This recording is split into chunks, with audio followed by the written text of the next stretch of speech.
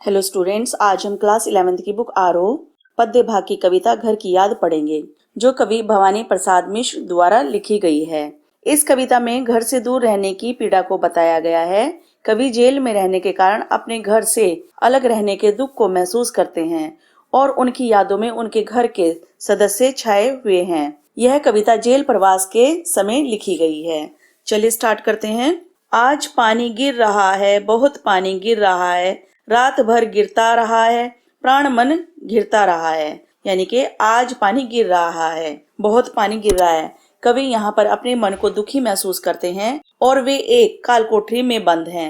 सावन का महीना है और बहुत बारिश हो रही है, जिसे देखकर कवि अपने घर और परिवार के साथ बिताए हुए सुखद पलों को याद कर रहे हैं और बार बार उसके लिए परेशान हो रहे हैं। रात भर गिरता रहा है, प्राण मन घिरता रहा है। कवि बताते हैं कि ये बारिश रात से हो रही है, इतनी मूसलाधार बारिश है कि रुकने का नाम नहीं ले रही है। और ऐसे मौसम में कवि का मन व प्राण दोनों ही अपने घर की यादों से घिर गए हैं। बहुत पानी गिर रहा है, घर नजर में तिर रहा है। बारिश के इस पानी को देखकर कवि को अपने घर के सदस्यों की याद आती है और वे बता रहे हैं कि उन्हें अपनी आंखों के सामने अपना घर दिखाई दे रहा है। घर की मुझसे दूर है जो, घर खुशी का पूर है जो। कैद में होने के कारण कवि इस समय अपने घर से दूर हैं। वे अपने घर नहीं जा सकते, लेकिन वे सुख के पल कवि को बेचैन कर रहे हैं। उन्हें उस घर की याद आ रही है जो खुशियों से भरा था, जहाँ सभी लोग मिलजुल कर हंसी खुशी रहते थे। इन पंक्तियों में जो काव्य सौंदर्य है वो इस तरह से है। घर नजर में तिर रहा है में अनुप्रास अलंकार का प्रयोग किया गया है और पानी गिर रहा है पंक्ति में यमक अलंकार का प्रयोग किया गया है। घर की घर में चार भाई, मायके में बहन आई। इन पंक्तियों में कवि अपने भाई बहनों का जिक्र करता है और बताता है कि उनके घर में चार भाई व चार बहनें हैं और सभी में बहुत प्यार है। बहनें शादीशुदा हैं और आज वे मायके आई होंगी। बहन आई बाप के घर, हाय रे परिताप के घर। लेकिन मायके आकर जब उन्हें कवि के बारे में पता चला होगा तो उन्हें बहुत दुख हुआ होगा। मेरे अर्थात यानी कि कवि के जेल में होने की वजह से घर में सभी लोग दुखी होंगे और वह खुशियों से भरा हुआ घर अब परिताप का घर यानी कि कष्टों का घर बन गया होगा। घर की घर में सब जुड़े हैं, सबकी इतने कब जुड़े हैं। यहाँ पर कवि ये बता रहे हैं कि संकट की इस घड़ी में सब एक दूसरे का सहारा बने हुए होंगे और ऐसा प्यार कहीं भी देखने को नहीं मिलता है। मेरे घर में यानी कि कवि के घर में सभी भाई बहनों में बहुत प्यार है और सब एक दूसरे से जुड़े हुए हैं। चार भाई चार बहिनें, भुजा भाई प्यार बहिनें। यहाँ पर कवि बता रहे हैं कि मेरे चार भाई व चार बहनें हैं, सबको एक दूसरे से बहुत प्यार है। मेरे चारों भाई जो हैं वो भुजाओं के समान बलशाली हैं और मेरी बहनें प्यार का प्रतीक है। जिस तरह से इंसान की भुजाएं उसे हर काम करने में मदद करती हैं, इसी तरह से उनके भाई भी उनके दुख सुख में उनका सहयोग करते हैं। इन पंक्तियों में जो काव्य सौंदर्य है वो इस प्रकार है। भुजा भाई में अनुप्रास अलंकार का प्रयोग किया गया है तथा भुजा भाई प्यार बहन में उपमा अलंकार का प्रयोग किया गया है। और माँ बिन पड़ी मेरी, दुख में वह गड़ी मेरी। इन पंक्तियों में कवि अपनी माँ के बारे में बता रहे हैं कि मेरी माँ अनपढ़ है और वे मेरे जेल में होने के कारण वह बहुत दुखों से घिरी होगी यानी कि परेशान हो रही होगी। कवि को माँ का प्यार दुलार याद आने लगता है। माँ की जिसकी गोद में सिर रख लिया तो दुख नहीं फिर। कवि कहते कि अगर दुख की इस घड़ी में अर्थात कवि अपनी माँ की गोद में सिर भी रख लें तो उनकी सारी परेशानियां अपने आप खत्म हो जाती, क्योंकि जो ममता का स्नेह होता है, माँ का स्नेह होता है, वो इसी तरीके से होता है। माँ की जिसकी स्नेह धारा का यहाँ तक भी पसारा। और मेरी माँ का स्नेह भरा प्यार मुझे इस काल कोठरी में भी परेशान कर रहा है कि यहाँ तक उसका एहसास हो रहा है और माँ की याद आ रही है। उसे लिखना नहीं आता जो कि उसका पत्र पाता। कवि बता रहे हैं कि माँ को तो लिखना भी नहीं आता, जो वो मेरे पास कोई पत्र ही भेज दे, क्योंकि वह तो पढ़ी लिखी नहीं है। इन पंक्तियों में जो काव्य सौंदर्य है वो इस तरह से है। स्नेह धारा में रूपक अलंकार का प्रयोग हुआ है। पिताजी जिनको बुढ़ापा एक क्षण भी नहीं व्यापा। यहाँ पर कवि अपने पिता के शरीर की विशेषताओं के बारे में बता रहे हैं कि भले ही उनके पिता की उम्र हो गई हो, लेकिन अभी भी उन पर बुढ़ापे का कोई असर नहीं है। जो अभी भी दौड़ जाए, जो अभी भी खिलखिलाए, और वे अभी भी किसी जवान व्यक्ति की तरह दौड़ लगा सकते हैं, खिलखिलाकर हंस सकते हैं। मौत के आगे ना हिचके, शेर के आगे ना बिचके। यहाँ पर कवि जो है ये बता रहे हैं कि उनके पिताजी मौत से नहीं डरते, उन्हें बिल्कुल भी मौत से डर नहीं लगता, और अगर शेर भी उनके सामने आ जाए तो वो उसके सामने बिना डरे खड़े रह सकते हैं, क्योंकि वे निडर व्यक्ति हैं। बोल में बादल गरजता, काम में झंझा लरजता। उनके बोलों में अर्थात वाणी में बादलों की तरह गर्जना है, और इस उम्र में भी वे इतना काम करते हैं कि आंधी तूफान भी उनको देखकर दंग रह जाते हैं। वे इतने फुर्तीले यानी कि शरीर से तेज हैं और उनमें एक उत्साह भरा हुआ है। इन पंक्तियों में जो काव्य सौंदर्य है वो इस प्रकार है। इन पंक्तियों में वीर रस का प्रयोग हुआ है। अभी भी में अनुप्रास अलंकार का प्रयोग किया गया है। बादल गरजता और झंझा लरजता में उपमा अलंकार का प्रयोग किया गया है। आज गीता पाठ करके दंड 260 करके। कवि अपने पिता की दिनचर्या के बारे में बात करते हुए कहते हैं कि रोज की तरह आज भी गीता का पाठ उन्होंने किया होगा और 260 दंड किए होंगे। खूब मुगदर हिला लेकर, मूठ उनकी मिला लेकर, और फिर मुगदर को पकड़कर खूब व्यायाम किया होगा, और जब मुगदरों की मुठों को मिलाकर एक जगह रखा होगा, जबकि नीचे आए होंगे, नैन जल से छाए होंगे। जब वो घर के ऊपर के हिस्से से नीचे की तरफ आए होंगे तो अपने पुत्र को ना पाकर, यानी कि अपने बेटे को वहां पर ना पाकर उनकी आंखों में आंसू भर गए होंगे। हाय पानी गिर रहा है, घर नजर में तिर रहा है। कवि यह सब बातें याद कर रहे हैं और बताते हैं कि अभी भी वर्षा हो रही है और बरसते हुए पानी को देखकर मुझे घर की याद आ रही है। 4 भाई 4 बहनें, भुजा भाई प्यार बहने। यहाँ पर कवि अपने 4 भाई और 4 बहनों को याद कर रहे हैं और सोच रहे हैं कि जो 4 भाई और हैं और जो 4 बहनें वो घर पर होंगे, और उनके बारे में बात कर रहे हैं कि तरह तरह की कल्पना कर रहे हैं कि क्या कर रहे होंगे। खेलते या खड़े होंगे, नजर उनको पड़े होंगे कि शायद इस वक्त या तो वो खेल रहे होंगे या यूं ही खड़े होंगे या पड़े होंगे, और जो पिताजी हैं उनको इस समय देख रहे होंगे। पिताजी जिनको बुढ़ापा एक क्षण भी नहीं व्यापा। फिर पिताजी के बारे में बताते हैं कि अभी भी पूरी तरह से वे स्वस्थ हैं और बुढ़ापे की उम्र का उन पर कोई भी असर दिखाई नहीं देता।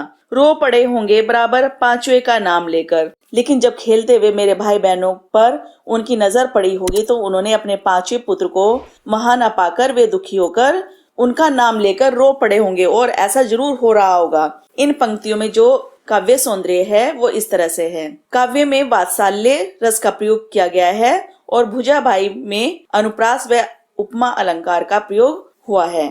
5वां मैं हूँ अभागा, जिसे सोने पर सुहागा। कवि कहते हैं कि मैं अपने माता पिता का 5वां पुत्र हूँ। वैसे तो सभी बच्चों से माता पिता बहुत प्यार करते हैं, लेकिन वे मुझे सोने पर सुहागा मानते हैं, यानी कि सबसे बेहतर मानते हैं, सबसे अच्छा मानते हैं। पिताजी कहते रहे हैं, प्यार में बहते रहे हैं, इसलिए पिताजी हमेशा कहते रहे हैं कि ये तो मेरा सबसे अच्छा, बेहतर, श्रेष्ठ पुत्र है, और वे मुझे मेरे बारे में ऐसा सोचते आए हैं और अपना प्यार देते रहे हैं। आज उनके स्वर्ण बेटे लगे होंगे उन्हें हेटे, लेकिन आज मैं उनसे दूर जेल में कैद हूँ, इसलिए आज पिताजी को अपने स्वर्ण बेटे यानी कि दूसरे 4 बेटे भी अच्छे नहीं लग रहे होंगे, क्योंकि मैं उन पर सुहागा बंधा बैठा हूँ अभागा। क्योंकि उनका सबसे प्यारा बेटा यानी कि कवि आज उनकी आंखों के सामने नहीं है और वे अपने आप को अभागा समझ रहे हैं। कौन समझ रहे हैं? कवि, क्योंकि वे जेल में हैं, जिसके कारण वे दुखी हैं। इन पंक्तियों में जो काव्य सौंदर्य है वो इस प्रकार है। स्वर्ण बेटे में रूपक अलंकार का प्रयोग किया गया है और बंधा बैठा में अनुप्रास अलंकार का प्रयोग किया गया है। सोने पर सुहागा लोकोक्ति का प्रयोग किया गया है। और माँ ने कहा होगा दुख कितना बहा होगा। कवि कहते हैं कि माँ अपने मन के दुख को छिपाकर पिताजी को समझाते हुए कह रही होंगी कि क्यों दुखी हो रहे हो, और उन्हें समझा रही होगी कि परेशान होने से कुछ नहीं होगा। आंख में किस लिए पानी, वहां अच्छा है भवानी। और पिताजी को कह रही होंगी, पूछ रही होंगी क्यों आंसू बहा रहे हो, आंखों में क्यों पानी है, हमारा बेटा भवानी वहां पर अच्छे से होगा, यानी कि ठीक होगा। वह तुम्हारा मन समझकर और अपनापन समझकर गया है सो ठीक ही है, यह तुम्हारी लीक ही है। वह तुम्हारा मन समझकर और अपनापन समझकर, माँ कह रही होगी कि वह अपने मन की बात को समझकर और आपके मन की बात को समझकर और आपके बताए हुए रास्ते पर ही तो चल रहा है। गया है सो ठीक ही है, यह तुम्हारी लीक ही है।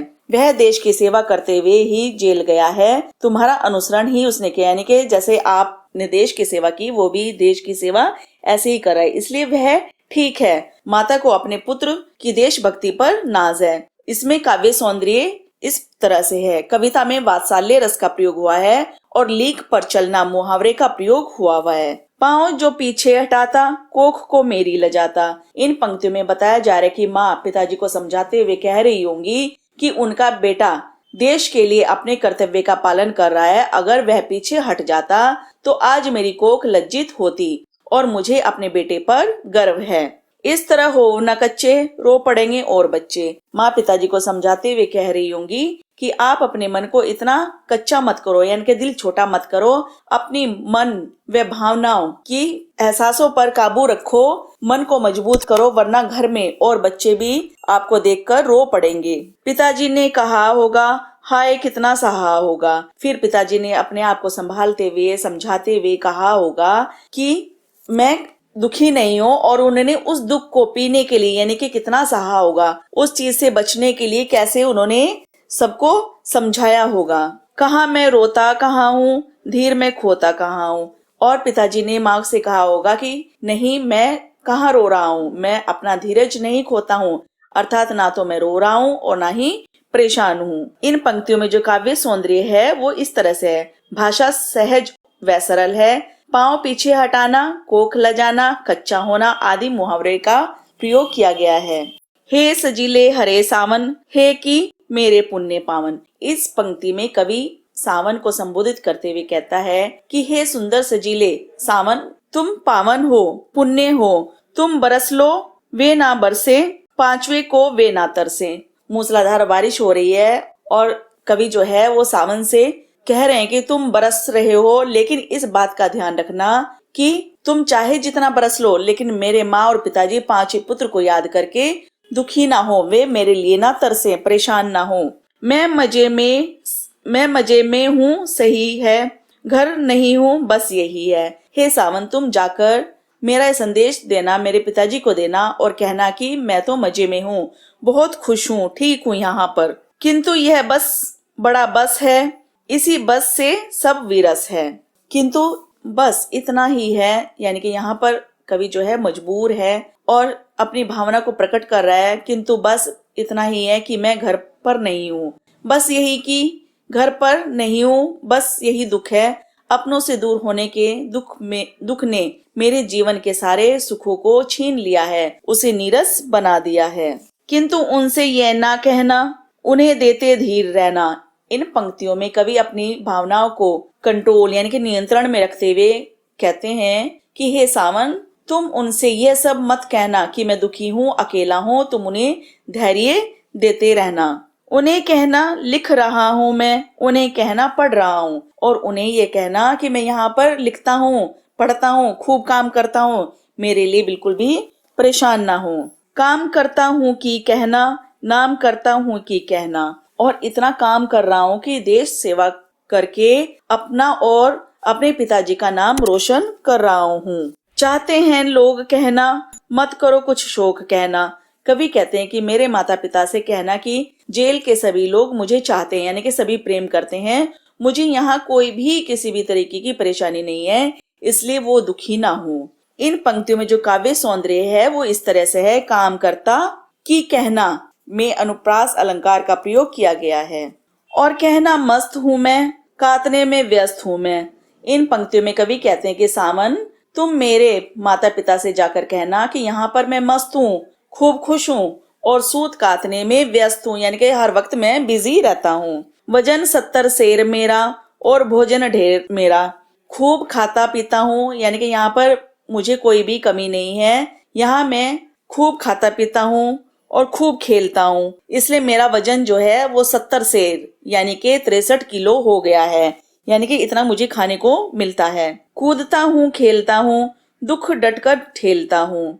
कवि कहते हैं कि मैं यहाँ पर खूब खेलता हूँ, सारा दिन कूदता रहता हूँ और हर परिस्थिति में खुश रहता हूँ और आराम से हर चीज का सामना कर लेता है, यानी कि जो कोई भी परेशानी आती है उस परेशानी को मैं आराम से पार कर जाता हूँ। और कहना मस्त हूँ मैं, यो ना कहना अस्त हूँ मैं। और सावन से कहते हैं उनको ये बिल्कुल भी नहीं बताना, यानी कि मेरे माता पिता को ये एहसास नहीं होना चाहिए कि मैं यहाँ पर दुखी हूँ, निराश हूँ, उदास हूँ, नहीं तो वो दुखी हो जाएंगे। इन पंक्तियों में जो काव्य सौंदर्य है वो इस प्रकार है। डट कर ठेलना और अस्त होना मुहावरों का प्रयोग किया गया है। हाय रे ऐसा न कहना है कि जो वैसा न कहना। इन पंक्तियों में कवि सावन से कहते कि मेरी मन की स्थिति में मेरे दुखों के बारे में तुम मेरे माता पिता को गलती से भी मत बता देना। ये मत बताना कि मैं वहां पर कैसे रहता हूँ। कहना देना जागता हूँ, आदमी से भागता हूँ। तुम उनको ये मत बताना कि मैं रात भर जागता रहता हूँ, अर्थात रात को सो नहीं पाता, आदमियों को देखकर घबरा जाता हूँ, क्योंकि यह है कि अभी मुझ में अपने जो माता पिता को खोने का डर है वह समाया हुआ है और मैं तुरंत ही किसी को देखकर डर जाता हूँ। इसलिए हे सावन, तुम उन्हें इस बारे में कुछ मत बताना। कहना देना मौन हूं मैं, खुद ना समझू कौन हूं मैं। और ये भी मत कहना कि मौन अर्थात चुप रहने लगा हूँ, यानी कि मैंने अब ज्यादा बोलना छोड़ दिया है, अब मुझे किसी से बात करना अच्छा नहीं लगता और मुझे खुद नहीं पता कि मैं कौन हूँ। देखना कुछ बक न देना, उन्हें कोई शक न देना। हे मेरे सजीले सावन, तुम मेरे पिताजी के आगे कुछ भी उल्टा सीधा मत बोल देना जिससे उनको शक हो जाए कि उनका बेटा किसी दुख तकलीफ में तो नहीं है। हे सजीले हरे सावन, हे कि मेरे पुण्य पावन। अंत में कवि सावन को संबोधित करते हुए कहते हैं कि हे सुंदर सजीले और खुशी देने वाले सावन, तुम बरस लो वे ना बरसे, पांचवे को वे ना तरसे। कि तुम्हें जितना बरसना है तुम बरस लो, जी भर के बरस लो, लेकिन अपने बेटे की याद में मेरे माता पिता को मत परेशान करना, उनकी आंखों को मत बरसने देना।